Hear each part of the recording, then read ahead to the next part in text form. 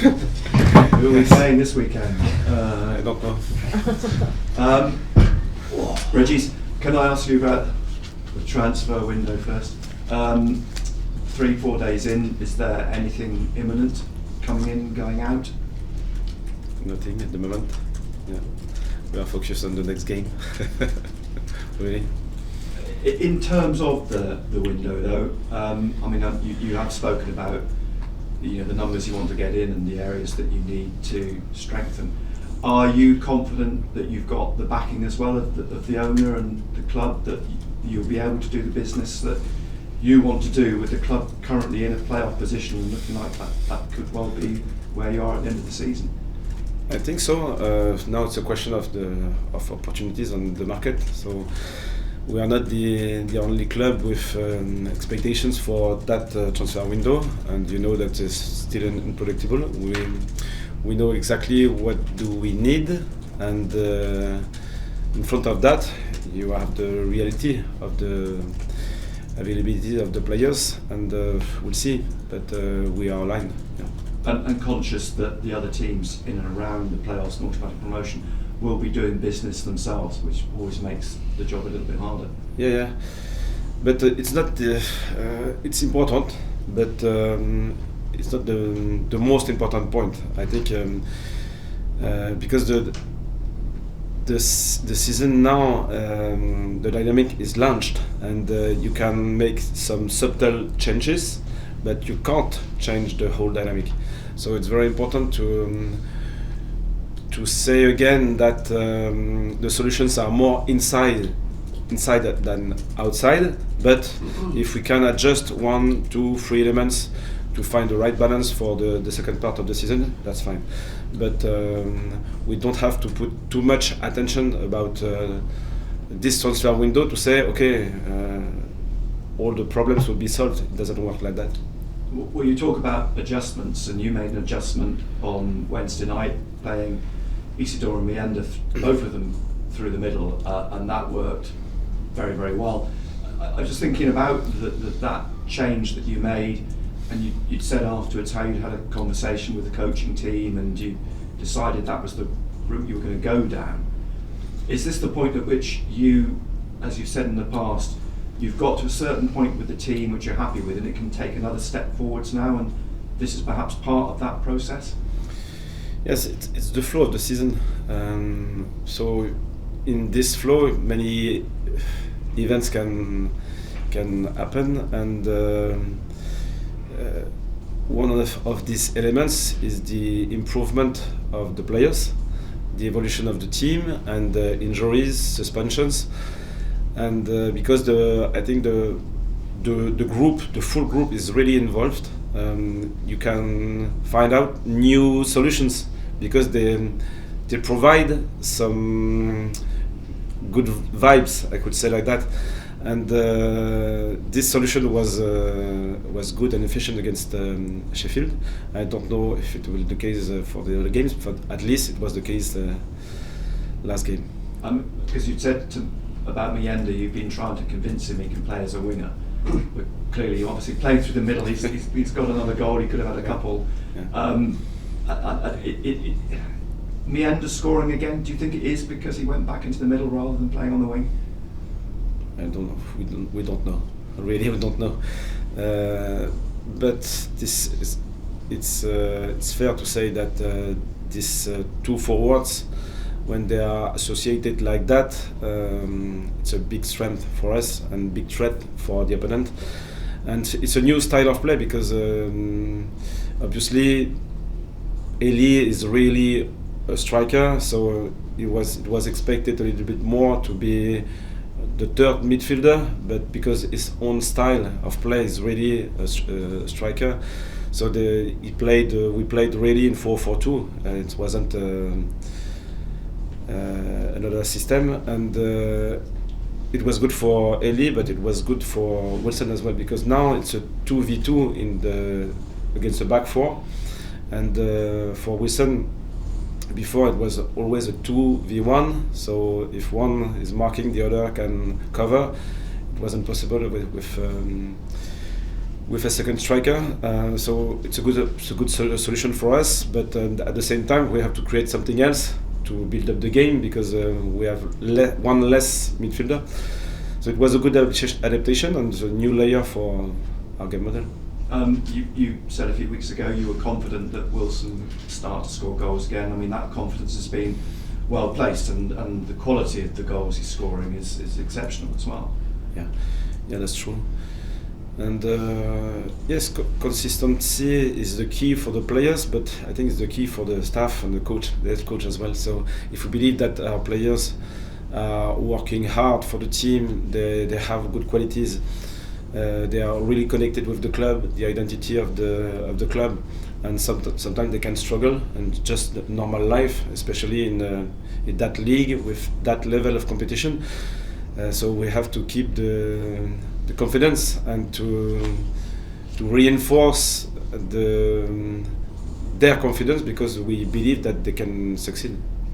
One player that's perhaps going a little bit under the radar at the moment is Dan Neil. By his own admission, he said at the start of the season he probably wasn't playing to the levels that he knows he can play. But the last 3 or 4 weeks, he too has been exceptional in the middle. His passing, his chasing down balls. He does seem at the moment to be at the top of his game. Yes, I think he did well during the first part of the season, but it wasn't so obvious for the observers maybe because he's really involved to adjust all the behaviors of his teammates, and is very clever, very important to adjust, to give information, to balance the team, and at the end the individual output is not maybe as huge as expected, but is very important for the team. And now this job is still done, and he can add something more like forward passes, like tackles, like counter pressing with high intensity. You can feel how strong he is as an individual player, but you have to feel at the same time the role he has for the balance of the team is very important for that. Because I think as an individual, he's a player that who would like to get forwards. He's had to be very disciplined to play the role he's playing. Yes, because we played so far in 4-3-3, and the role of 6 is very important to balance the team, especially to manage the counter attacks. And if we release that position, it's like a big gap for the opponent. And so far, we didn't concede many counter attacks. We managed this part of the game very properly. And I think it's very important for the balance and the confidence of the team. And Dan is so important for that role. As far as injuries are concerned, I mean, you mentioned Dennis Sirkin being tired the other night, the reason he missed out against Sheffield United. Is Ballard likely to be back in contention this weekend? I think we'll have to take care of Ballard because it's a muscle injury, and it's not a major injury, but it's still the same with muscle injury. You have to be very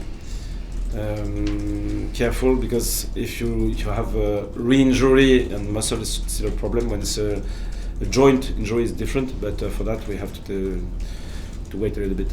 And in terms of, I mean, are you waiting in some respects for the cup game against Stoke to maybe see one or two of the fringe players, but one or two of those that are on the cusp of coming back from injury? Salis is training now, full training. We'll have Régis probably. We have to wait a little bit, but his recovery is doing well. Probably these two players. And Tommy Watson, he's still a few weeks away, isn't he? Yeah. Portsmouth, it's going to look like a very different team, I think, to the team that you faced at the beginning of the season, because they brought in 2 or 3 players in the transfer window, because that was still ongoing at the early part of the season. Very strong recently at home, but they do still seem to be struggling away from home. I hope they will keep the dynamic, but I don't expect any weaknesses from them. We have to be good as a team, and if they struggle away, that's fine, but I think they will play a good game, and because they are in a good dynamic. So for us, we have to be focused on our game, and we have to play our best football. Régis, sorry to go back to the transfer window briefly. You were talking about hoping to bring in some players to strengthen the squad. But how concerning as a head coach, as a manager, is it when you're thinking about trying to hang on to your best players as well? Are you concerned about, other clubs coming in for some of your key players? It's still an option when young players are playing such a good football. It's good for the club, and probably some of them can be targeted for other huge, massive club. But at the same time, I think for them, they can understand that the dynamic in where they are today is positive for their improvement, and probably beyond just their own career, what they can share with teammates, because it's a human journey, and I think they like it. So it's a good news to have this interest from other clubs, and at the same time, I think they are really involved in the project today. So I'm not too worried. You're quite confident of, yes, of hanging on to them. Is the January transfer window a time of anxiety for managers generally? Not really, because of the dynamic. As I said before, I think we don't have to change many things in the squad. It's just a question now. It's a question of small adjustments. So it's important to make it properly, but it's not a massive work, and so it's not a big problem for me. How much influence will you have in terms of which players you allow to go and which players you bring in, or will that be done somewhere in the building? No. We are really connected, and it's a collective work, and we can feel it in the building that everyone is connected. The owner, the sporting director, the recruitment structure, the staff, the head coach. We are connected to find the best way to succeed. So it's a team effort rather than just one guy above telling you what's going to happen. Yes, exactly. Great, thank you. Hi, Bris. Obviously, you got the new year off to the perfect start against Sheffield United. Kind of, how much do you think a result like that can kind of spur you on for the rest of the year? It's important to win, because I think the last 9 or 10 games we played well. We created more danger than our opponent, and we didn't win every games. So when you play like that, and you deserve to win, but you don't win every games, it's important to have this sweet, I can say like that, because young players, young team, every team I think needs to be encouraged by good results. So this one was very important against Sheffield especially. Yeah. And kind of, how much do you think 2025 can be Sunderland's year? Sorry?